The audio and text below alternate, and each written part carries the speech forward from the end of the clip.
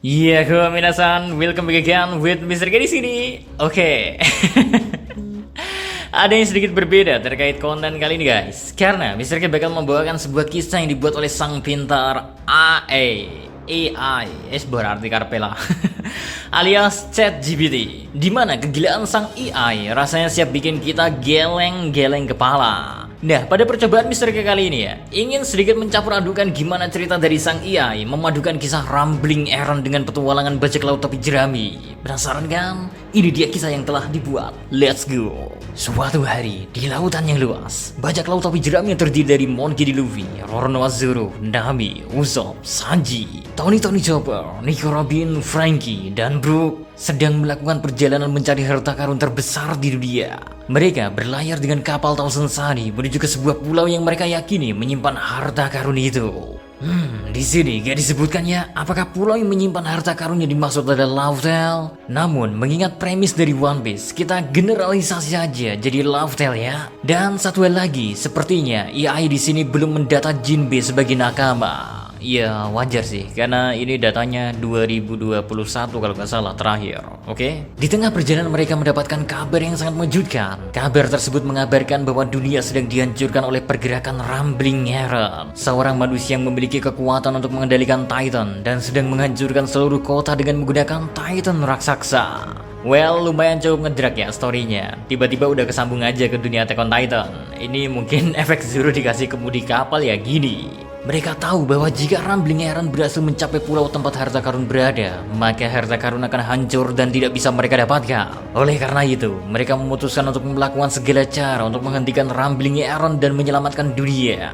Nah, bagian menarik ya, menurut Mr. K mulai masuk dari sini nih. Untuk melawan Rambling Aaron yang sedang menghancurkan seluruh kota dengan Wall Titan yang bergerombol datang, para bajak laut topi jerami membutuhkan kekuatan yang lebih besar. Oleh karena itulah, mereka mencari bantuan dari teman-teman mereka yang memiliki kekuatan mendukung. Makanya di sini armada topi jerami dikumpulin, tak terkecuali para sekutunya di Dressrosa maupun Wano Kuni. Terus dari pihak Supernova pun hanya Lau yang ditunjukkan di sini.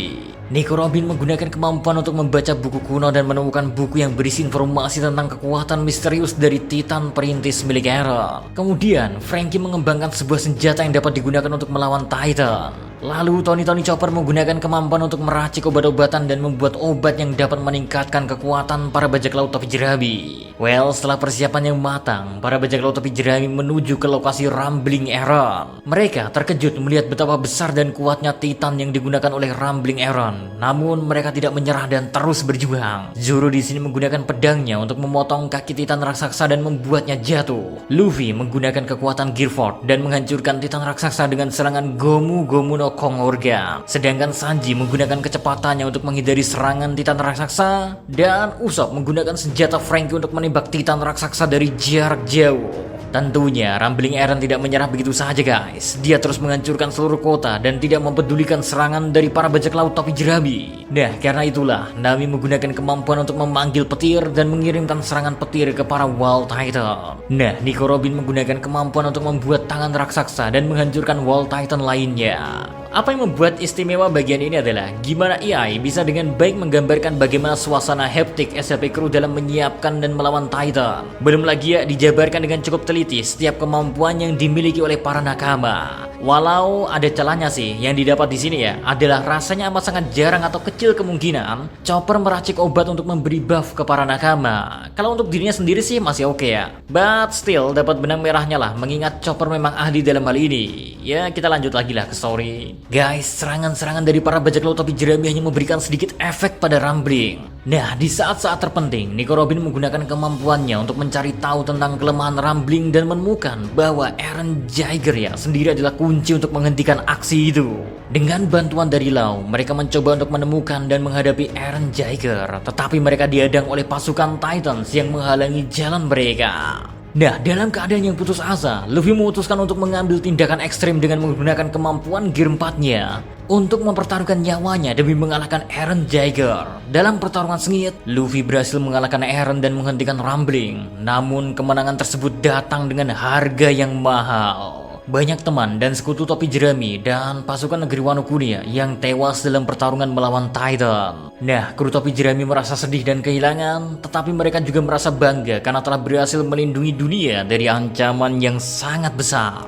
Well, setelah kemenangan mereka, topi jerami kembali berlayar ke laut dan melanjutkan petualangan mereka. Dan dari sini mereka belajar bahwa hidup adalah tentang perjuangan dan pengorbanan, dan bahwa mereka harus siap untuk menghadapi setiap ancaman yang datang pada mereka. Mereka juga belajar bahwa persahabatan dan kerjasama adalah kunci untuk mengalahkan musuh yang lebih besar daripada diri mereka sendiri.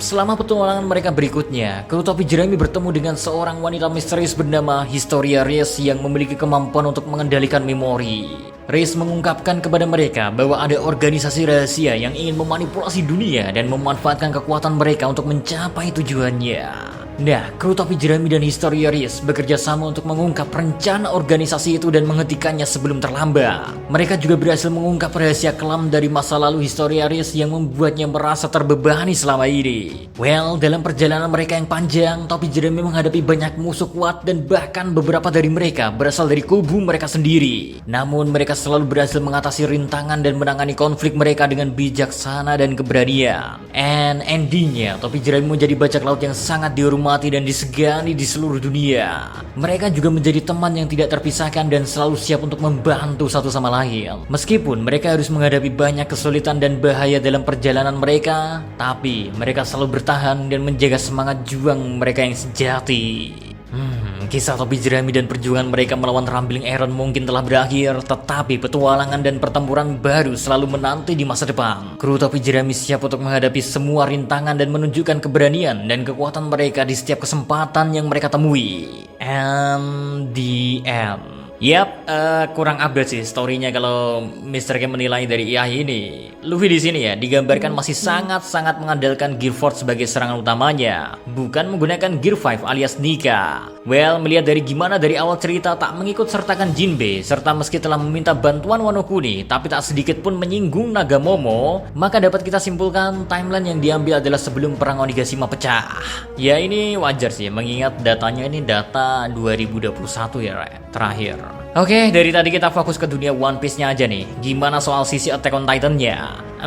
Penggambaran dari sisi Eren yang diposisikan sebagai antagonis di sini udah cukup baik. Soal kekuatan Rambling Eren tetap dibawa kesan mengerikan layaknya Titan yang sulit dikalahkan. Apalagi disebut juga kan, pasukan Titan sepertinya diambil dari beberapa chapter terakhir manganya. Tetapi sayang ya, hingga Eren dikalahin, gak ada tanda-tanda pasukan Survey Corps muncul, jadi seolah-olah Eren menjadi monster yang tiba-tiba datang. Untungnya sesuatu yang berasa seperti ini agak sedikit terobati di kisah pertemuan mereka dengan Historia. Meskipun ini juga masih ada celah, karena sebagai darah bangsawan, Historia Reyes pun masih butuh kekuatan Titan Perintis untuk ngaktifin kemampuan bermain memori. Well, kisah yang disajikan AI berakhir sampai di situ kan. Tentu Mr. K masih merasakan ketidakpuasan, makanya diriku bertanya kembali lagi ke ChatGPT.